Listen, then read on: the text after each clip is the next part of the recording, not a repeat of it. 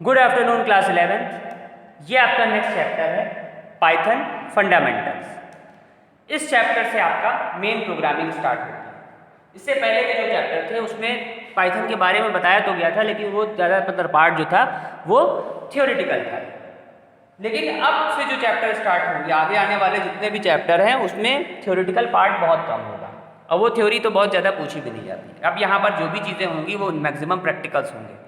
Theory videos के through थोड़ी बहुत बताई जाएगी आपको, लेकिन वो थ्योरी कॉपी में थोड़ी बहुत ही लिखवाई जाएगी। मैक्सिमम आपके प्रोग्राम्स ही होंगे, वो प्रोग्राम जो आपने क्लास 10th में एक बार, जो जिन लोगों ने भी क्लास 10th में पाइथन पढ़ी है, जो लोग जिनका कंप्यूटर एप्लीकेशन चलता होगा क्लास 11th में, तो जो पुराने स्टूडेंट हैं हमारे उन्होंने पाइथन पढ़ी है, थोड़ा बहुत पाइथन से वो लोग फैमिलियर हैं। प्रोग्राम भी रन करवाए थे मैंने देखा, एक वहाँ पर एक चैप्टर था पूरा शायद एक या दो चैप्टर थे, ध्यान नहीं आ रहा, 2 चैप्टर थे पाइथन के।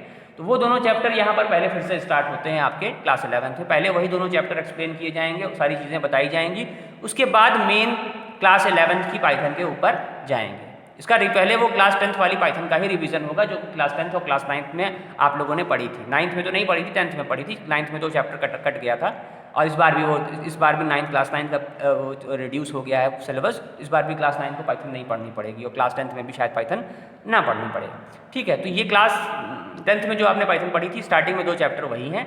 और जो लोग दूसरे स्कूल से आए हैं, जिन्होंने कंप्यूटर जिसका कंप्यूटर सब्जेक्ट नहीं था क्लास 10th में, या फिर जिन्होंने इंफॉर्मेशन टेक्नोलॉजी पढ़ी है तो उन्होंने पाइथन नहीं पढ़ी थी, तो वो लोग भी परेशान ना हो। यहाँ मैं ABCD से स्टार्ट करूँगा, जैसे मैंने क्लास 10th में पढ़ाया था। तो पहले वो दोनों चैप्टर डिटेल में वैसे बताए जाएंगे। बस जिन्होंने पढ़ा हुआ उनको थोड़ी सी हेल्प होगी क्योंकि वो उन टर्म से फैमिलियर हैं, लेकिन जिन्होंने नहीं पढ़ा हुआ उन्हें परेशान होने की कोई ज़रूरत नहीं है। वो सारे टर्म से जैसे जैसे आप वीडियोज़ देखते जाओगे, करते जाओगे, सारे प्रैक्टिकल अपने आप से उन टर्म से फैमिलियर हो जाओगे। ये वीडियो के साथ के बाद ही मैं आप लोगों को पाइथन का जो ऐप है, ठीक है, वो कैसे इंस्टॉल करना है मोबाइल में, वो मैं आप लोगों को उसका वो भेजूंगा, वीडियो भेजूंगा। छोटा सा वीडियो है जिसमें ये बताया जाएगा किस तरह से पाइथन का ऐप आपको इंस्टॉल करना है, क्योंकि अभी जब तक स्कूल नहीं खुलता है तब तक आपको मोबाइल के थ्रू ही पाइथन के प्रोग्राम्स रन कराने होंगे। और अगर किसी प्रोग्राम में प्रॉब्लम होगी तो मैं उसे मोबाइल में रन करा कर उसका वीडियो बना के भेज दूँगा, जिससे कि आपको वो समझ में आ जाए कि आप कहाँ पर मिस्टेक कर रहे हो। और जैसे ही स्कूल ओपन हो जाएगा उसके बाद लैब में तो आपकी रेगुलर प्रोग्रामिंग होगी। देखो, प्रोग्रामिंग जो होती है वो प्रोग्रामिंग लैब में उसका बहुत उतना यूज़ इसलिए नहीं है क्योंकि प्रोग्रामिंग मेन चीज़ समझने वाली चीज़ है। अगर प्रोग्राम आपको समझ में आ गया तो लैब में रन कराने में 5 मिनट से ज़्यादा का टाइम नहीं लगेगा। आपको सिर्फ वो टाइप करना होगा और रन करा के उसका आउटपुट चेक करना होगा।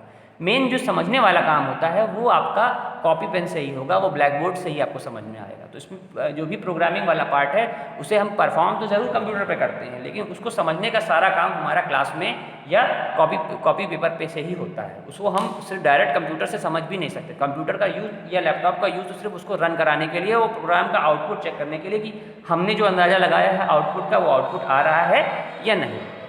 जो लोग कंपनीज़ में काम करते हैं वो लोग वहाँ प्रोग्रामिंग करते हैं, तो वो लोग चूँकि सालों से उस प्रोग्रामिंग की प्रैक्टिस कर चुके हैं, तो वहाँ वो लोग डायरेक्ट कराते हैं, वहाँ वो लोग लिखते नहीं हैं, वहाँ वो लोग रन उसी पे बनाते चलते हैं और उस पर काम करते चलते हैं। ठीक है, लेकिन आपके लेवल पे जो ABCD स्टार्ट हुई है, जैसे भाई मैथ आप लोग बचपन से पढ़ रहे हो, उसकी ABCD आपको पता है, कैसे प्लस माइनस डिवाइड मल्टीप्लाई आपने एक बार पढ़ लिया, वो आप लाइफ टाइम उसे यूज़ कर रहे हो। उसी तरह ये आपके लिए चीज़ें नहीं है, उतनी ज़्यादा आप इससे फैमिलियर नहीं हो। आप लोगों में से बहुत लोगों ने लोगो पढ़ी होगी बचपन में, तो थोड़ा बहुत प्रोग्रामिंग लैंग्वेज का यूज़ लोगो में होता है, उसमें आपको थोड़े बहुत याद हो, सालों पहले आपने पढ़े हैं। थोड़ी बहुत आपने क्यूबेसिक पढ़ी है, लेकिन थोड़ी बहुत ही पढ़ाई आती, बहुत ज़्यादा पढ़ाई भी नहीं आती, बहुत ज़्यादा डिटेल कोर्स में है ही नहीं है। आजकल आप लोग टीवी पे देखते हो, बहुत बात दिखाता है कि एक छोटा सा बच्चा होता है, उसके पीछे बहुत सारे दिखाता है कि वो वाइट हैट जूनियर और इस तरह करके अलग अलग आते हैं एड्स और प्रोग्रामिंग सिखाने का दावा करते हैं वो। तो वो सब हैं, लेकिन वो सबसे बहुत ज़्यादा कोई फ़ायदा नहीं होता है। ठीक है, ऐसा नहीं कि उससे बिल्कुल फ़ायदा नहीं है, लेकिन वो उस लेवल पे प्रोग्रामिंग सीख पाना उतने ईजी हर किसी के लिए नहीं पॉसिबल है। कुछ बच्चे तो सीख जाएंगे, लेकिन एक जनरल स्टूडेंट के लिए प्रोग्रामिंग को सीख पाना उस लेवल पे पॉसिबल नहीं है, क्योंकि जब तक आपको मैथमेटिक्स में प्रॉब्लम, मैथमेटिक्स में जो प्रॉब्लम्स होती हैं उनको फेस करना नहीं आएगा, तब तक आप प्रोग्रामिंग से रिलेटेड प्रॉब्लम्स को फेस नहीं कर सकते। तो प्रोग्रामिंग सीखने के लिए आपको मैथमेटिक्स की भी नॉलेज होना ज़रूरी है। मैथमेटिक्स जिनकी थोड़ी सी बेटर होती है वो प्रोग्रामिंग, ऐसा नहीं है कि सिर्फ मैथमेटिक्स, और भी बैकग्राउंड से लोग कर लेते हैं, ऐसी कोई वो नहीं है, लेकिन थोड़ा सा एक बेनिफिट मिलता है। अगर आपका बैकग्राउंड मैथमेटिक्स का, इसीलिए आपको ध्यान होगा, आप लोग देखते हो कि जो मैक्सिमम स्कूल्स में कंपल्शन जो लगाया जाता है, बहुत सारे स्कूल्स में ये कंपल्शन है कि मैथ के साथ कंप्यूटर का, तो वो इसीलिए लगाया जाता है कि मैथ वाले स्टूडेंट ही प्रोग्रामिंग को हैंडल कर पाएंगे, बायो वाले और कॉमर्स वाले उतने अच्छी तरीके से उसे हैंडल नहीं कर सकेंगे। हालांकि ले सकते हैं, ऐसा कुछ नहीं है, ऐसा कोई वो नहीं कि वो ले नहीं सकते या कर नहीं सकते, लेकिन फिर भी एक जनरल थिंकिंग जो है उसमें ऐसा होता है कि वो उतनी ईजिली प्रोग्रामिंग के कॉन्सेप्ट को समझ पाना और उसको उतनी ईजिली टैकल कर पाना वो नहीं पॉसिबल होता है। तो जो भी मैथमेटिक्स या जो भी आपने साइंस फिजिक्स जो भी पढ़ी है वो सब यहाँ यूज़ तो नहीं होगी, लेकिन उसमें जो एनालिटिकल स्किल आपके अंदर डेवलप हुई है वो एनालिटिकल स्किल इसमें बहुत ज़्यादा यूज़ होती है।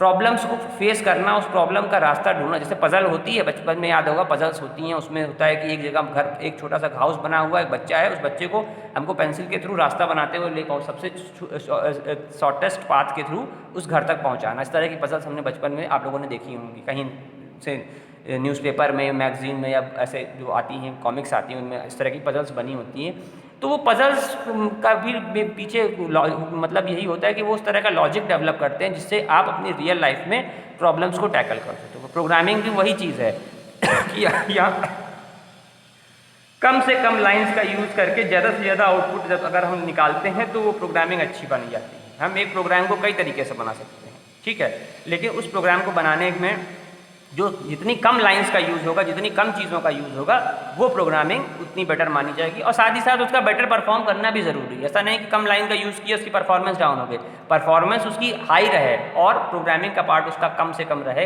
कम से कम लॉजिक का यूज़ करके, कम से कम कीवर्ड्स का यूज़ करके जब हम एक प्रोग्राम को परफॉर्म करते हैं तो वो प्रोग्राम अच्छा प्रोग्राम माना जाता है। देखो यहाँ पे मैंने कुछ लाइन्स लिखी हुई हैं, ठीक है, 3 ब्लॉक बने हुए हैं। ऊपर लिखा हुआ C, एक पे लिखा हुआ C++, एक पे लिखा हुआ है पाइथन, ठीक है। थोड़ा सा इसको रब कर देते हैं जिससे आप कंफ्यूज ना हो।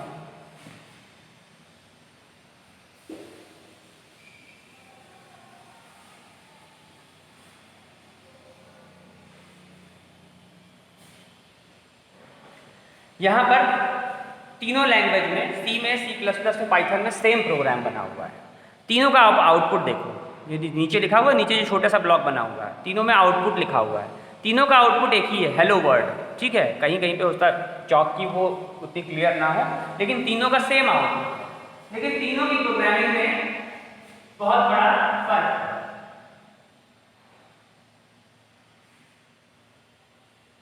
तीनों में ही सेम प्रोग्राम बना हुआ है। ये प्रोग्राम, सबसे पहला जो प्रोग्राम होता है हमारा किसी भी प्रोग्रामिंग लैंग्वेज का, वो होता है हेलो वर्ल्ड। हमको हेलो वर्ल्ड प्रिंट कराना होता है प्रोग्रामिंग का, जो भी प्रोग्रामिंग हम पढ़ रहे हैं उसका प्रोग्रामिंग का यूज़ करके।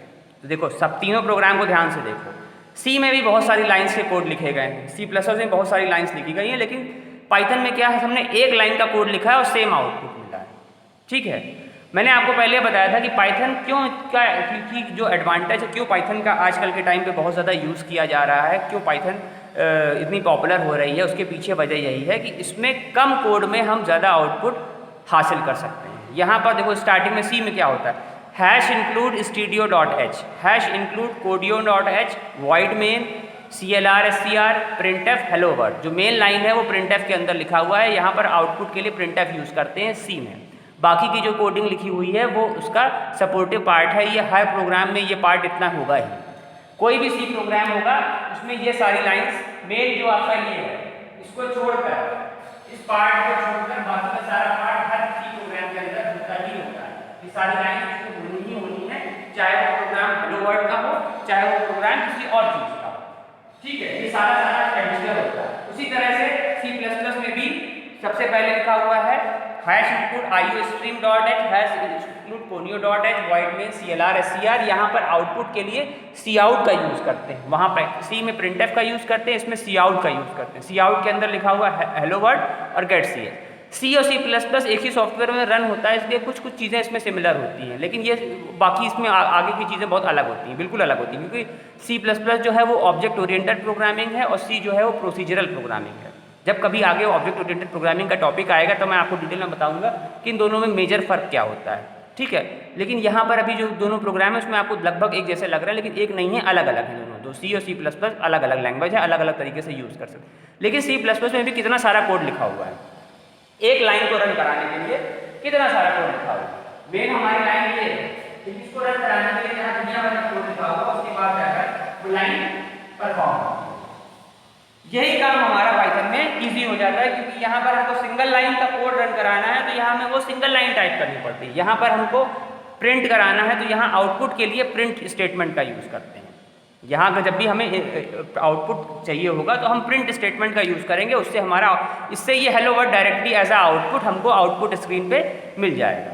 लेकिन बाकी की प्रोग्रामिंग, दोनों प्रोग्रामिंग लैंग्वेज को देखो, इसमें कितना सारा कोड लिखा हुआ है एक सिंगल लाइन को रन कराने के लिए। तो यही एक वजह है पाइथन की पॉपुलैरिटी के पीछे कि इसमें कम कोड में ज़्यादा से ज़्यादा काम होता है, इसमें ज़्यादा कोड नहीं लिखना पड़ता है। बाकी की लैंग्वेज में, जावा में भी, जावा में इससे थोड़ा सा कम होता है। जावा का कोड मुझे ध्यान नहीं है क्योंकि बहुत साल हो गए पढ़ाए हुए। एक बार मतलब C++ तो मैंने बहुत बार पढ़ाई है, तो वो तो सालों से पढ़ा रहे हैं। वो तो पाइथन तो मान लो अभी अभी नई इंट्रोड्यूस हुई है, अभी पढ़ाना शुरू किया है, दूसरा साल है, आप लोगों को दूसरी बार पढ़ा रहे हैं। इससे पहले मैंने पाइथन नहीं पढ़ाई थी, इसी स्कूल में मैं पाइथन पढ़ाना शुरू किया है। लेकिन C++ में मैंने बहुत सारे स्कूल, जब जहाँ भी पहले काम किया वहाँ पढ़ाई, सब जगह C++ ही चलती थी। सी लैंग्वेज तो बहुत पुरानी 1972 की है। इंडिया में भी सी लैंग्वेज 1985 से यूज़ हो रही है और C++ इंडिया में 1991 से यूज़ हो रही है। पाइथन को यूज़ होते हुए भी इंडिया में बहुत साल हो गए, लेकिन पाइथन की पॉपुलैरिटी अब बढ़ी है, अब उसको सिलेबस में इंट्रोड्यूस किया गया है। जब मैं 2010 में या 11 में शायद मैं बेंगलोर जब गया था, तो वहाँ पर तब पाइथन वहाँ पर वर्क होना शुरू हुआ था पाइथन पे। थोड़ा सा नया ये हुआ था कि पाइथन नाम की एक लैंग्वेज है वो यूज़ होती है। तो थोड़ी बहुत सिंटैक्स मैंने वहाँ देखे थे, उसके बाद से थोड़ा बहुत उसको पढ़ा भी था। उसके बाद से जो भी मतलब है वो आप लोग को पढ़ाने के लिए है, उसकी डिटेलिंग और ज़्यादा उसको डिटेल में मैंने पढ़ाई थी। देखो पाइथन मैंने खुद भी नहीं पढ़ी, क्योंकि जब मैंने जब पढ़ाई की तब पाइथन होती ही नहीं थी। जब आप बड़े हो गए, हो सकता है आप लोग बीटेक करने जाओगे तो हो सकता है पाइथन करना यूज़ हो, किसी और लैंग्वेज का यूज़ हो। लेकिन जो लॉजिक होता है, जो लॉजिक है, जो प्रोग्राम को डेवलप करने का लॉजिक है, वो हर प्रोग्रामिंग लैंग्वेज में एक जैसा होता है। फ़र्क होता है सिर्फ कोड का, कोड को रिप्रेजेंट करने का फ़र्क अलग अलग होता है। थोड़ा बहुत और भी फ़र्क रहता है जो कि एक प्रोग्रामिंग लैंग्वेज को दूसरी प्रोग्रामिंग लैंग्वेज से अलग करता है, ठीक है। लेकिन लगभग सब में एक ही जैसा कोड अप्लाई होता है। तो अगर कोडिंग वाला पार्ट इजी हो, समझने की पावर अच्छी हो, तो कोई भी प्रोग्रामिंग लैंग्वेज 2-3 महीने में आदमी सीख सकता है, ठीक है। एक मतलब बेसिक नॉलेज ले सकता है। बाकी कोर नॉलेज तो उसकी वर्किंग करने के साथ साथ आती जाती है। जो भी लोग बीटेक करते हैं इस कंप्यूटर साइंस से या इंफॉर्मेशन टेक्नोलॉजी से, आगे चल के वो इसी तरह से या तो प्रोग्रामिंग में ही वो लोग अपना करियर बनाते हैं, मतलब उनका एक फील्ड डिसाइड हो जाती है। बीटेक तो सिर्फ एक डिग्री है, लेकिन वर्किंग जो होती है या तो उनकी नेटवर्किंग में होगी, या तो प्रोग्रामिंग में होगी, या फिर डेटाबेस में होगी। तो वर्किंग के लिए उनकी एक स्पेसिफिक फील्ड होगी। जो लोग प्रोग्रामिंग में जाएंगे वो लोग किसी एक प्रोग्रामिंग लैंग्वेज पे वर्क करेंगे, जो जिसकी थोड़ी बहुत नॉलेज उनको पहले से होगी। बाकी की नॉलेज उनको ट्रेनिंग के थ्रू दी जाएगी या काम करते करते वो सीखते जाते हैं। मैक्सिमम चीज़ें तो करते करते ही सीखते हैं। अगर मैं अभी आप लोगों को कोई टॉपिक दे दूँ कि ये टॉपिक आप लोग पढ़ाओ, तो पहले आप उसे अच्छे से पढ़ोगे, समझोगे, तब उसको पढ़ाना स्टार्ट करोगे। आप डायरेक्टली उसे पढ़ा ही नहीं सकते क्योंकि आपने पहले कभी पढ़ाया नहीं है। तो ऐसा होता है, कोई भी टीचर है जब पहली बार, जैसे ये उसके लिए जो चीज़ नई है, जैसे ये चीज़ मेरे लिए, जैसे बाकी सब्जेक्ट में तो जो भी चल रहा है वो पुराना ही है, सब कुछ वो लोग टीचर्स पहले से पढ़े हुए हैं। ये चीज़ इतनी नई है कि इसे मैंने खुद भी नहीं पढ़ा है। मैंने पिछले साल पढ़ाने के लिए कुछ मैंने पढ़ा था, कुछ पढ़ाते पढ़ाते आ गया। तो अब वो आपके लेवल, अब तक मुझे वो सारी चीज़ें पता हैं, कौन सा चैप्टर कैसे कैसे आएगा, किस चैप्टर में कितना दिन लगेगा, किस चैप्टर में कितनी कोड लिखवाना है, किस चैप्टर में कितना पार्ट है, वो सबका आइडिया मुझे अच्छे से हो चुका है क्योंकि एक साल मैंने इसको अच्छे से पढ़ा लिया, ठीक है। तो वो कुछ चीज़ें सीखने से ही आती हैं, वैसा नहीं कि वो आदमी पहले से सीख चुका है, वो धीरे धीरे सीखने से, चाहे वो टीचर पे हो चाहे वो बच्चे हों। टीचर के लेवल पे भी टीचर्स को भी सीखता है। अगर कोई टीचर सीखता नहीं है तो वो फिर वो गलत है, वो अपने लिए गलत करता है, क्योंकि हर टाइम पर हमको कोर्स के हिसाब से कुछ ना कुछ नया सीखते रहना चाहिए, क्योंकि कोर्स में भी अपडेशन होते रहते हैं, चाहे वो कोई भी हो। हाँ, बस फ़र्क ये है कि कंप्यूटर का कोर्स बहुत ज़्यादा अपडेट हो जाता है क्योंकि पूरी लैंग्वेज ही चेंज हो गई, तो यहाँ कहानी ही बदल गई। हमने पहले कोई और कहानी सुनी थी, यहाँ पर नई कहानी आ गई, तो उस नई कहानी को आपको समझाने के लिए पहले उसको हमें खुद समझना होगा, तो हम समझाएंगे। हालांकि अब मैंने पूरी तरीके से समझ लिया है, जितना मुझे आपको पढ़ाना है वो सब मैंने एक साल पढ़ा चुके हैं पहले ही, तो उसमें ज़्यादा कुछ समझना नहीं है, बस वही सारी चीज़ें रिपीट करनी है आपको। तो मेन टॉपिक जो हमारा वो ये है कि C++ पाइथन में क्या डिफरेंस आता है। तो C++ में बहुत ज़्यादा कोड होता है, पाइथन में कोड कम होता है, इसीलिए पाइथन की पॉपुलैरिटी बहुत ज़्यादा है। इतनी सारी लाइन लिखी है, हालांकि इतनी सारी लाइन लिखने के पीछे मकसद एक ही था। मैंने आपसे पहले कहा था मैं आपको दिखाऊंगा कि पाइथन में और बाकी लैंग्वेजेस में फ़र्क क्या था। तो ये फ़र्क दिखाने के लिए मैंने इतनी सारी लाइनें लिखी हैं। बाकी लाइन का कोई मतलब नहीं है ना, आपको लेफ्ट हैंड साइड में जो कोड लिखा है उसको यूज़ करना है, जो राइट हैंड साइड में लिखा है उसको, जो मिडिल में लिखा है उसको भी यूज़ नहीं करना, जो राइट हैंड साइड में लिखा है वो आपको यूज़ करना है। जो ऐप मैं आपको बताऊंगा उस ऐप में आप इसको रन कर आके देखोगे तो आउटपुट आप, मैं एक प्रोग्राम में भी आपको दिखा दूंगा किस तरीके से होता है, क्योंकि जो 12th के बच्चे हैं उनको तो आइडिया है, उन्होंने पहले यूज़ किया हुआ है। तो उनको पता है किस तरह से उन्हें रन कराना है। लेकिन आप लोग जो लोग नए स्टूडेंट्स हैं, आप लोगों में बहुत सारे लोग उन्होंने नहीं देखा होगा, तो उनको मैं वीडियो में ही दिखा दूंगा, मोबाइल से वीडियो बना के, कि किस तरीके से प्रोग्राम्स को इसमें रन कराते हो, किस तरीके से उसका आउटपुट चेक करते हैं कि आउटपुट कहाँ टाइप कहाँ होता है, वो जगह अलग होती है, और जो आउटपुट आता है वो जगह अलग होती है, दोनों अलग अलग जगह होती है। ठीक है, तो ये सबसे पहला आपका प्रोग्राम होता है हेलो वर्ल्ड का। तो ये एक लाइन का, जहाँ पर सी और C++ में इतनी सारी लाइन लिखी जा रही है, वहीं पाइथन में एक लाइन में ये प्रोग्राम डिफाइन हो जाता है। लेकिन इसका मतलब ये नहीं कि यहाँ सारे प्रोग्राम एक लाइन में होंगे, यहाँ पे भी बहुत सारी लाइन लिखनी पड़ेगी प्रोग्राम के अकॉर्डिंग। ये तो बस एक बताने का वो था कि किस तरह से कम कोड का यूज़ होता है पाइथन में बाकी लैंग्वेजेस की तुलना में।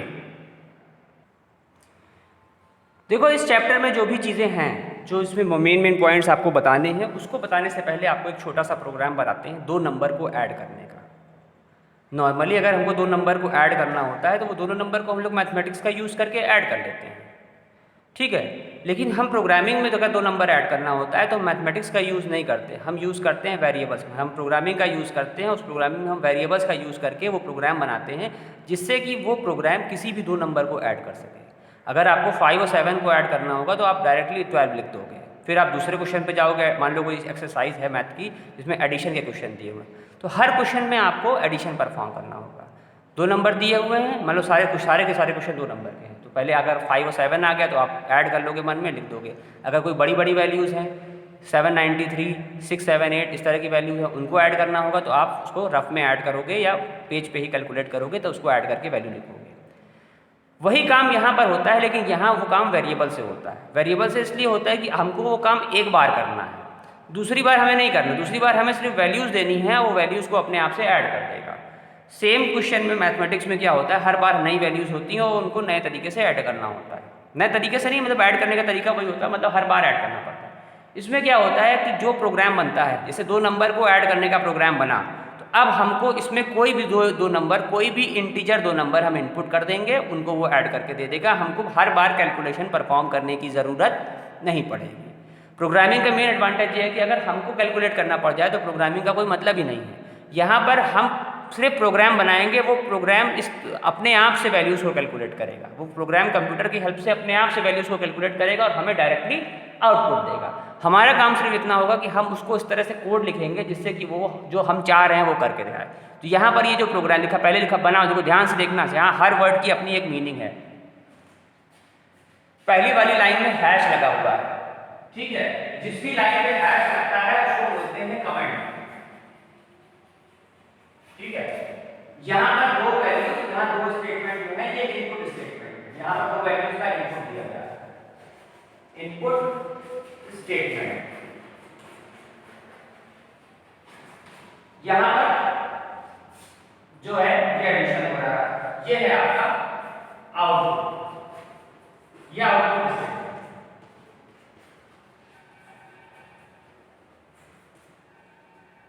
ठीक है। यहाँ पर ये तीनों जो है A, B और सम, ये है वेरिएबल।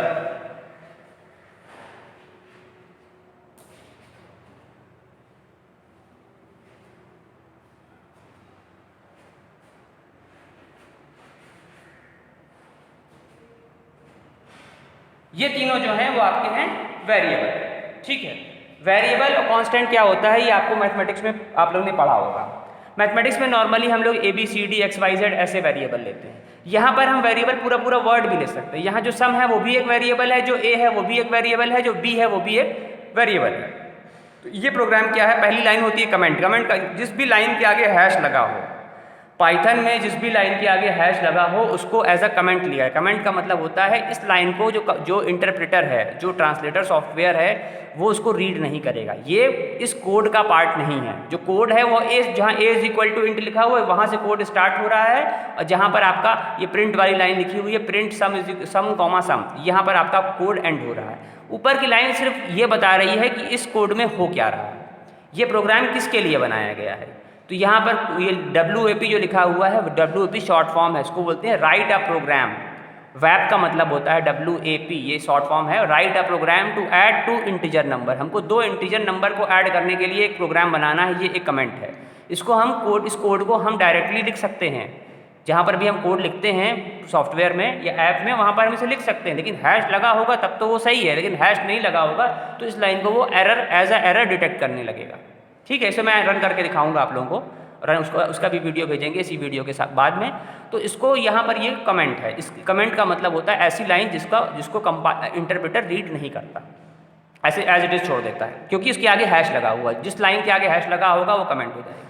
ए जो है यहाँ पर एक वेरिएबल है, जो इंट लिखा हुआ है, इंट जो होता है ये वेरिएबल का टाइप डिफाइन करते हैं। भाई आपने इंटीजर वैल्यू, फ्रैक्शनल वैल्यूज, ये सारी वैल्यूज पढ़ी होंगी, तो वही इंटीजर वैल्यू के लिए हम ए का यूज़ करते हैं। यहाँ पर जो ए है वो एक इंटीजर वैल्यू है। इनपुट जो है वो इनपुट जो की लिखा हुआ है कीवर्ड, वो इनपुट स्टेटमेंट में इनपुट यूज़ करते हैं। जब हमको कीबोर्ड से इनपुट कराना होता है तो यहाँ पर इनपुट स्टेटमेंट का यूज़ किया जाएगा। A is equal to int input enter first number, enter first number, enter second number जो है ए और बी दो वेरिएबल हैं जिनमें दो वैल्यूज़ जो भी इंटीजर वैल्यू हम कीबोर्ड के थ्रू इनपुट कराएंगे वो आएगी। तो जैसे ही ये प्रोग्राम रन होगा, जब भी ये प्रोग्राम रन होगा तो पहली लाइन जो लिख के आएगी आउटपुट स्क्रीन पे वैसे आएगी।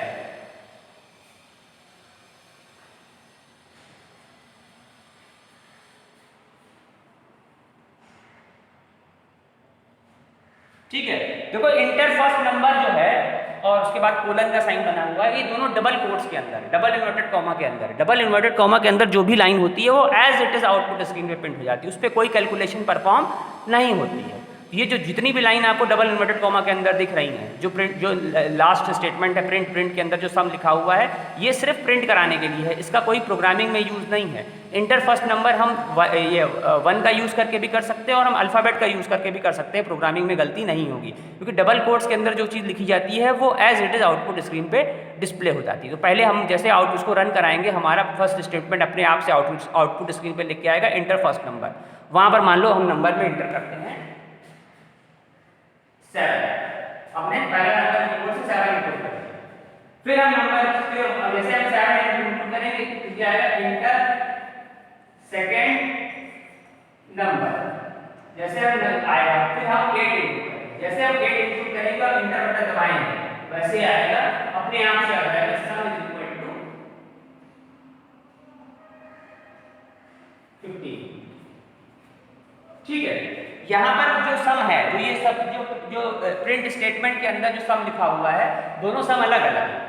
पहला वाला सम जो लिखा हुआ है डबल इन्वर्टेड कॉमा के अंदर, वो सिर्फ डिस्प्ले कराने के लिए लिखा गया है कि हमको एडिशन कैसे लाना है, और जो बाद वाला कॉमा के बाद वाला सम है वो वेरिएबल है, वो वेरिएबल है जो इन दोनों वैल्यूज़ के का जो आंसर आएगा स्टोर करेगा। यहाँ 3 वेरिएबल यूज़ हो रहे हैं, 2 वेरिएबल इंटीजर टाइप के हैं जो हमारी उस वैल्यू जो हम कीबोर्ड से जो वैल्यू देंगे उनको स्टोर करेंगे, और वो इंटीजर वैल्यूज़ ही होंगी, डेसिमल वैल्यूज़ नहीं होंगी।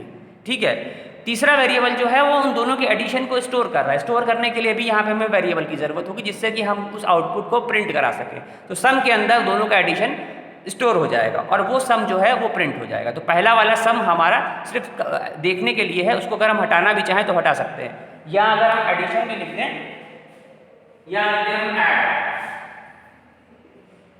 ठीक है, वहां पर भी अपने आप से ऐड, ये सम में हम कोई चेंजेस नहीं कर सकते, लेकिन यहां पर हम चेंजेस कर सकते हैं। उसी तरह से यहां पर अगर हम लिखें फर्स्ट तो भी प्रोग्रामिंग कोई दिक्कत नहीं, यहां लिखें सेकंड तो ऑटोमेटिकली यहां पर भी फर्स्ट लिखेगा, यहां पर भी सेकंड लिखेगा।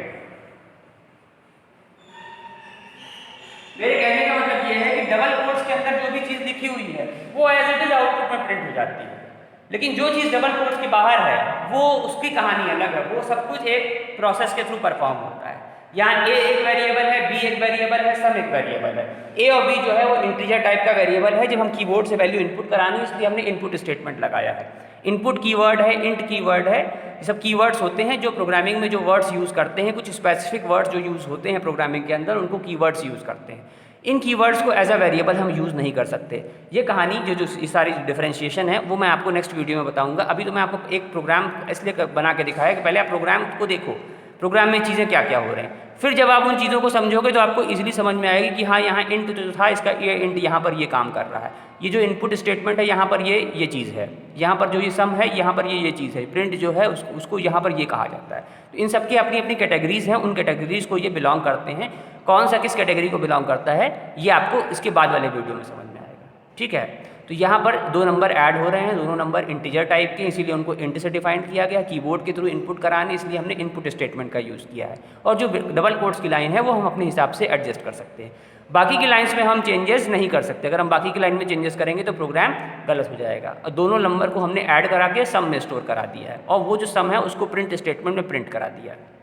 प्रिंट स्टेटमेंट में लिखा हुआ ऐड डबल कोट्स के अंदर, तो ऐड डबल कोट्स के अंदर सिर्फ एज इट इज़ डिस्प्ले कराने के लिए कराया गया। अगर हम ऐड ना भी लगाएं तो कुछ नहीं होगा, तभी भी आउटपुट डिस्प्ले करेगा। अगर हम चाहें तो इसको ऐसे भी कर सकते हैं, हम सिर्फ इतना कर दें तो भी ये काम करेगा।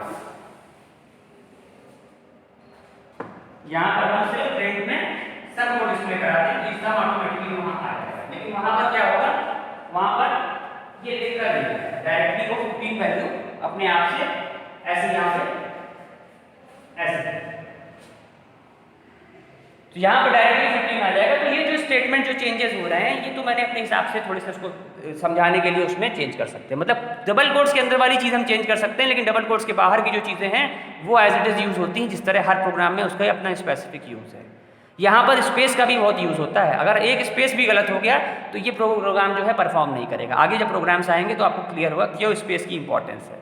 यहाँ पर सिंगल स्पेस भी बहुत बड़ी चीज़ है। यहाँ उसको केस सेंसिटिव बोलते हैं इस लैंग्वेज को। कारण क्या है, इसमें एक पॉइंट, एक डेसिमल, एक कोलन, जो 2 बिंदी आपको दिख रही है उसको बोलते हैं कोलन। कोलन भी अगर गलत हो गया तो ये प्रोग्राम गलत हो जाता है। इसको मैं एक बार आप ऐप के थ्रू आपको रन करा के दिखाऊंगा तो फिर आपको और चीज़ें क्लियर होगी। बाकी अगर कोई कन्फ्यूज़न होता है तो आप लोग उसको ऑडियो सेंड करके भी मुझसे पूछ सकते हो, तो उसको एक बार और समझा देंगे। लेकिन अगर आप पूछोगे नहीं तो मुझे नहीं पता चलेगा। तो ये मैं मान के चल रहा हूँ क्योंकि आप लोगों को सारी चीज़ें समझ में आ रही हैं।